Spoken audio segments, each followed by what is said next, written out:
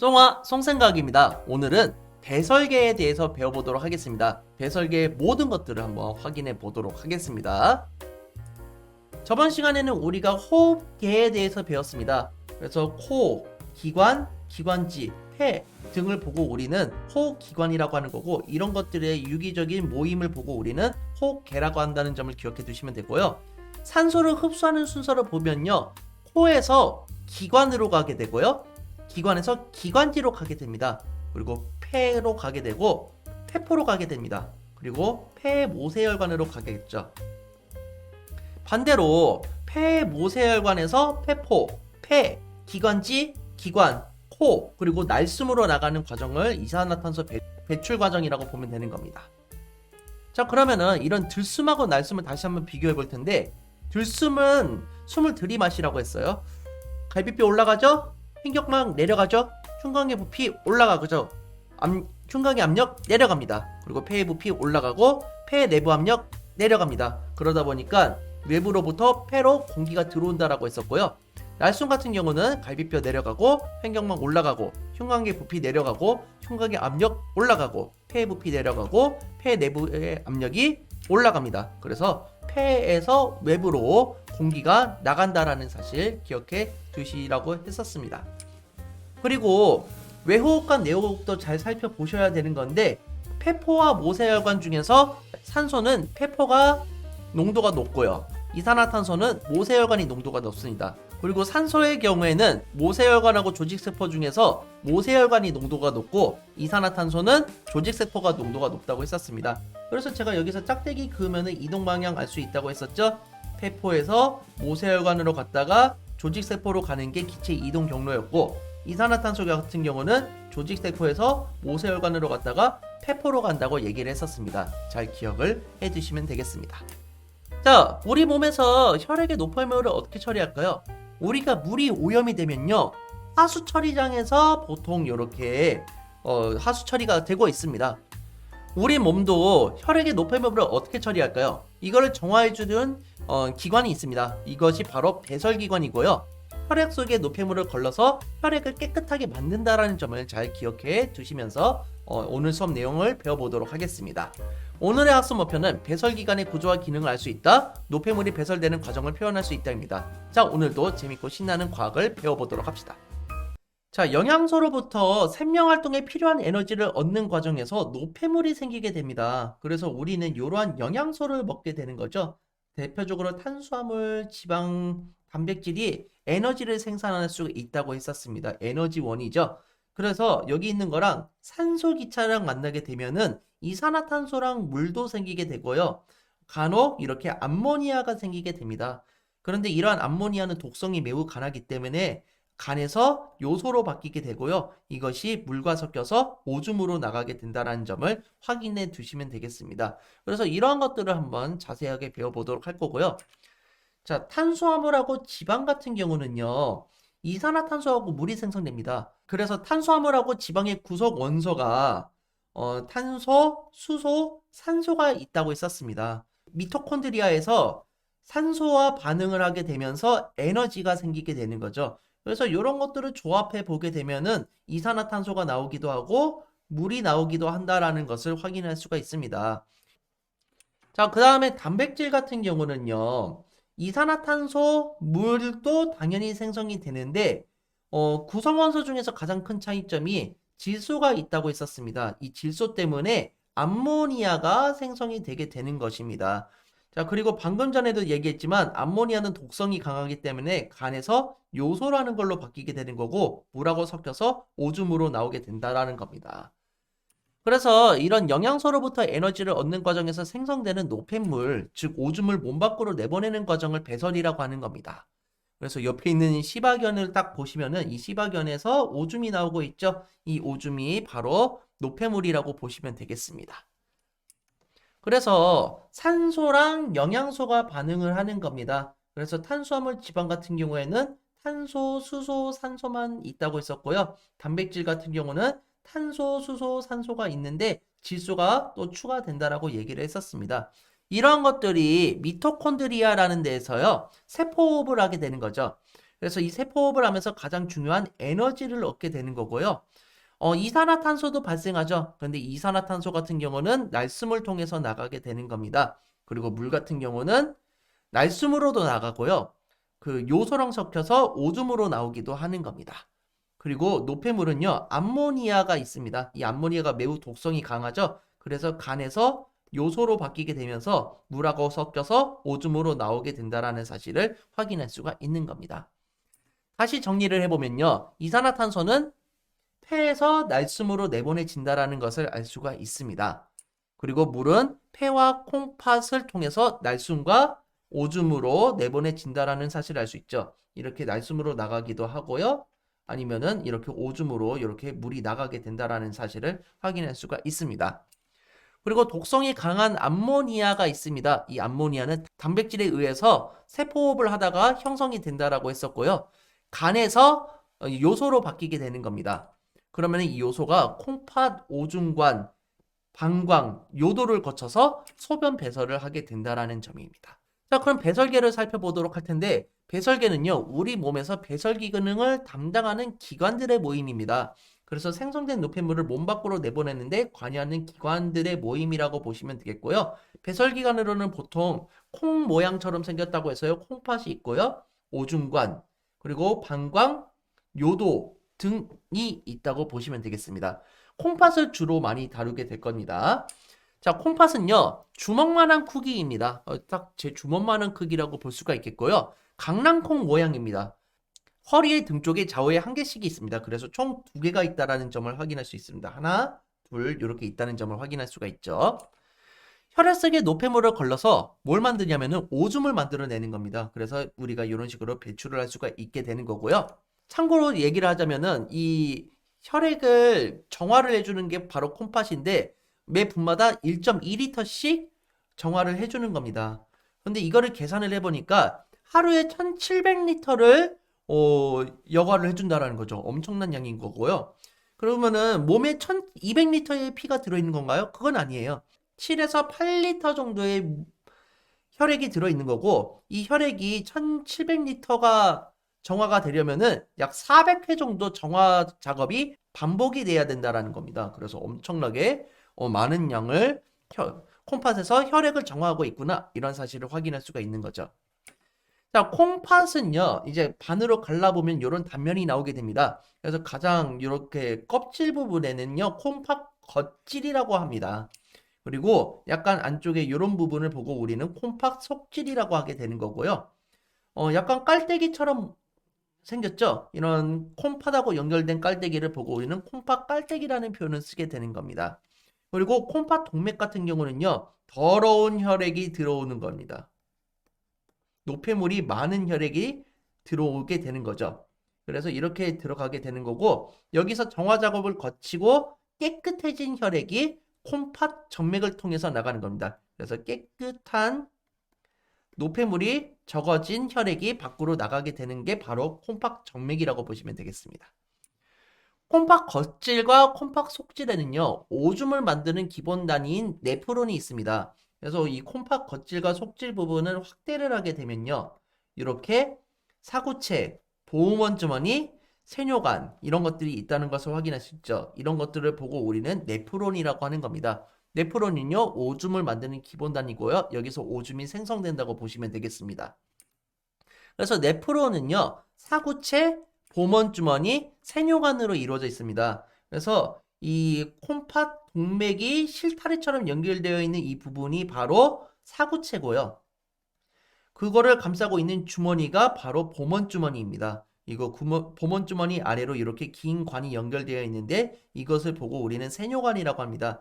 세뇨관 근처에서는요, 콩팥 동맥과 콩팥 정맥이 감싸고 있다라고 보시면 되겠고요. 이렇게 정화가 다 되고 나가게 되면은 여기서는 오줌만 남게 되는 겁니다. 이 오줌이 이거를 어디를 거쳐서 가냐면요, 여기 집합관이라고 있습니다.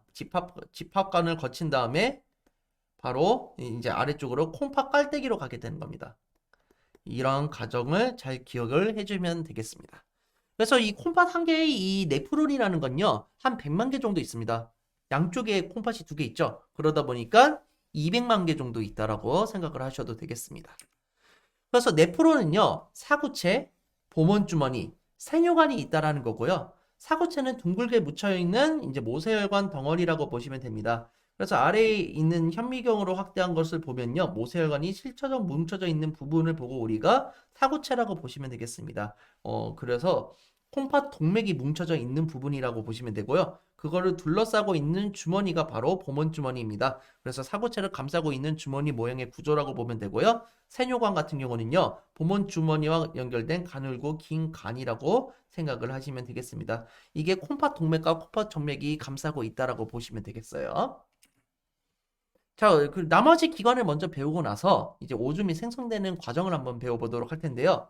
오줌관은요, 오줌이 이동하는 관이에요. 그래서 콩팥에서 오줌이 만들어졌죠. 이게 콩팥 깔때기를 거친 다음에 관을 타고 내려오는데 이걸 보고 우리가 오줌관이라고 하고요. 다른 말로 요관이라는 표현도 씁니다.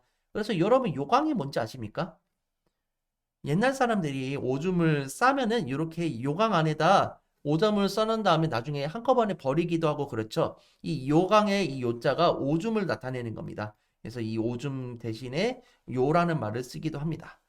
그래서 콩팥 껍데기에서 나와서 하나씩 방광으로 연결이 되어 있는 겁니다. 그래서 두 개가 이렇게 연결이 되어 있는 걸 확인할 수 있고요.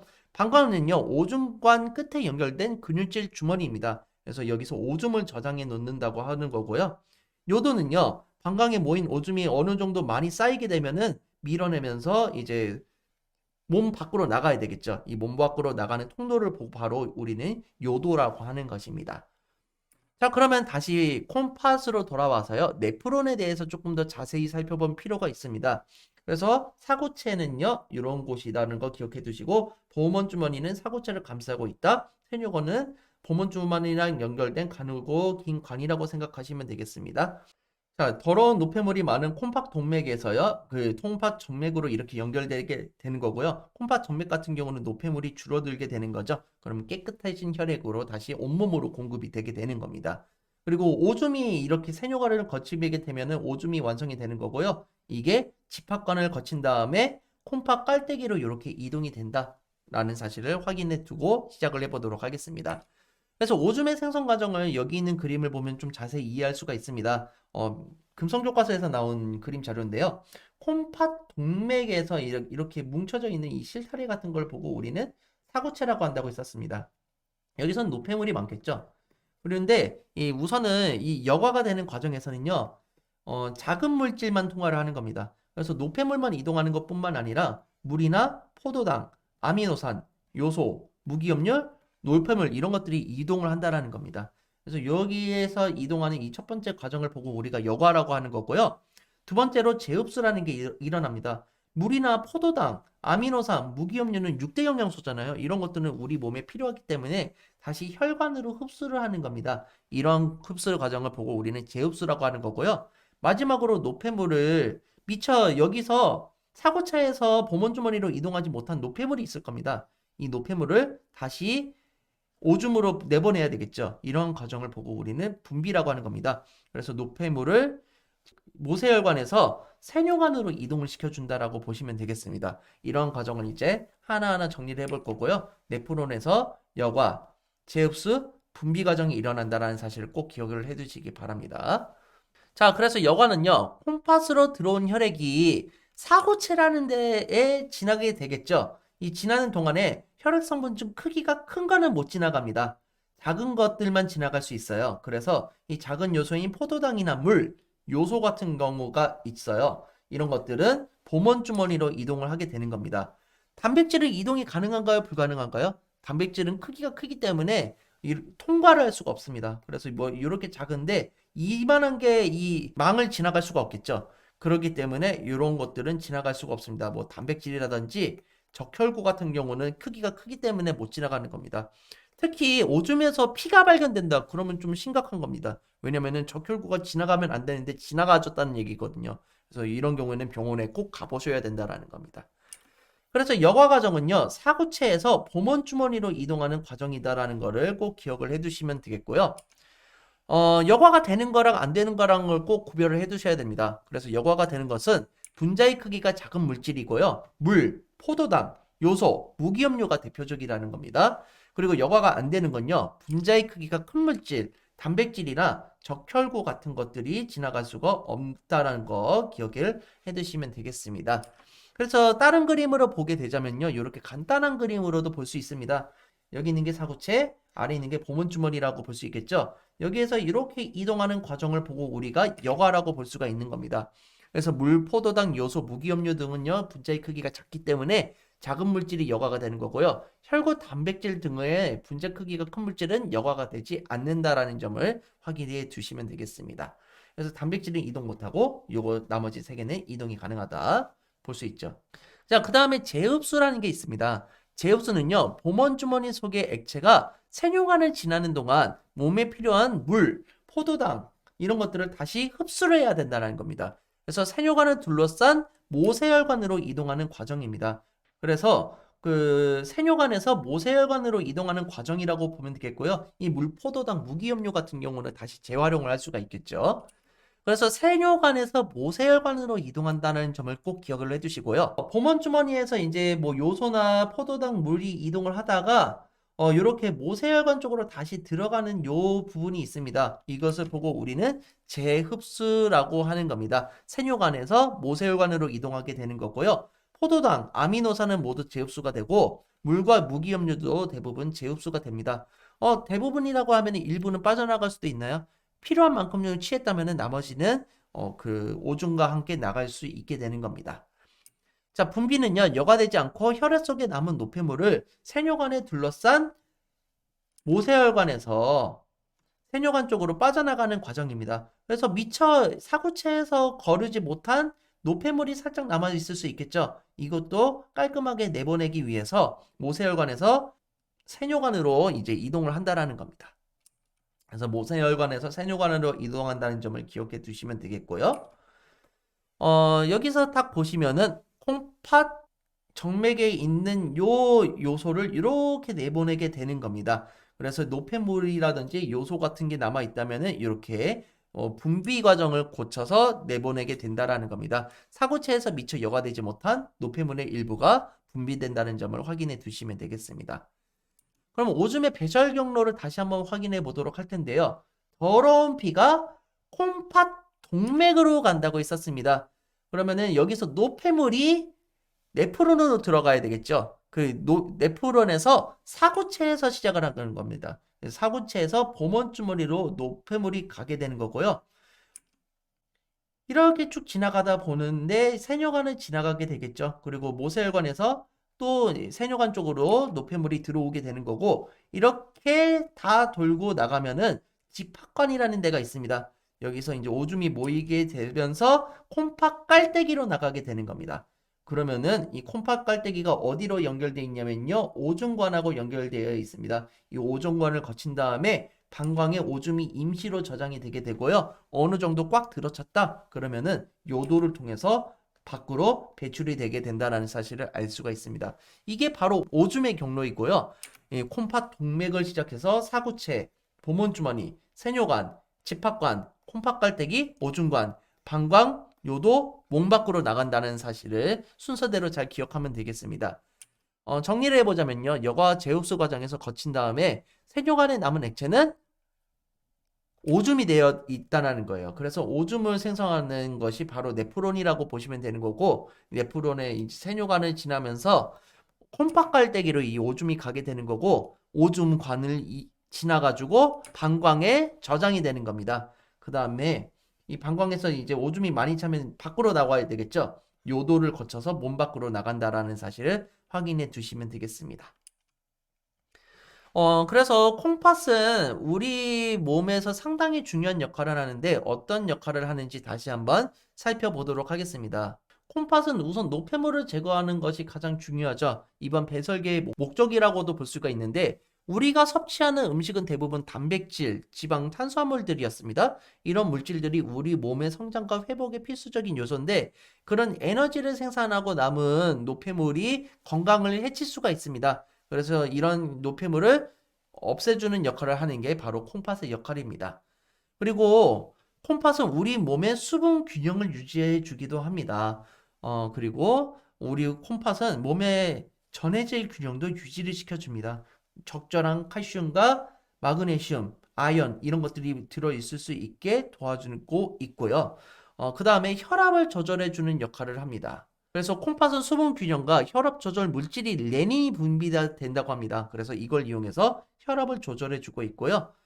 적혈구가 생성되고 건강한 뼈를 유지하도록 도와주는 겁니다. 그래서 콩팥은 적혈구가 더 필요할 때 이를 생성하도록 하는 호르몬이 있습니다. 예를 들어서 비타민 D 같은 경우는 그 세포들이 햇빛에 노출되었을 때 생성되는 비타민인데 이 콩팥은 이제 이 비타민 D를 활성화시켜 가지고요. 콩팥은 비타민 D를 활성화 비타민으로 바꿔서 음식으로부터 칼슘이 잘 흡수될 수 있도록 도와준다고 합니다. 그러면 칼슘이 잘 흡수된다는 것은 바로 온몸이 더 튼튼해지게 되겠죠. 그래서 이러한 5가지 역할을 한다는 점을 잘 기억해 두시면 되겠습니다. 자, 지금까지 배운 내용을 가지고 문제를 풀어보도록 하겠습니다. 자, 콩팥에서 오줌을 만들어서 요소와 같은 노폐물을 몸 밖으로 내보내는 과정을 뭐라고 합니까? 그렇죠. 배설이라고 한다는 점을 기억해 두시면 되겠고요. 우리 몸에서 노폐물을 내보내는 일을 담당하는 배설계는 뭐가 있다고 했었습니까? 그렇죠. 콩팥 있었고요. 오줌관 있었죠. 그리고 방광, 그리고 요도가 있다라는 점을 잘 기억해 두시면 되겠습니다. 단백질을 분해하여 생성된 암모니아는 간에서 이제 요소로 바뀌는 겁니다. 암모니아가 독성이 매우 높다고 했었습니다. 그래서 간에서 조금 독성이 약한 요소로 바뀌게 되고요. 콩팥에서 오줌이 만들어져서 몸 밖으로 내보내진다고 했었습니다. 오줌이 만들어지는 과정 중에서 여과는요. 어디서 일어나는 거죠? 그렇죠. 네프론의 사구체에서 보먼 주머니로 이동한다라는 사실을 기억해 두시면 되겠습니다. 재흡수는 어디서 일어나나요? 그렇죠. 재흡수는요. 그 세뇨관에서 모세혈관으로 이동하게 되는 거고요. 분비가 있었죠. 분비는 모세혈관에서 다시 세뇨관으로 이동한다는 점을 기억해 두시면 되겠습니다. 자, 마지막 문제입니다. 배설에 관한 설명으로 옳지 않은 것은 답은 몇 번일까요? 그렇죠. 답은 4번입니다. 포도당은 사구체에서 보먼 주머니로 재흡수가 되는 게 아니라 세뇨관에서 모세혈관으로 재흡수가 일어난다는 겁니다. 이런 점을 잘 기억을 해두시기 바랍니다. 나머지는 다 맞는 말이죠. 자, 다음 이 시간에는 동물이 세포호흡을 통해 에너지를 얻는 과정과 이용하는 방법에 대해 알아보도록 하겠습니다. 자, 이 영상이 즐거우셨으면 좋아요, 구독하기 부탁드리겠습니다. 다음 시간 5단원 마지막입니다. 마지막까지 힘내보도록 합시다. 파이팅입니다.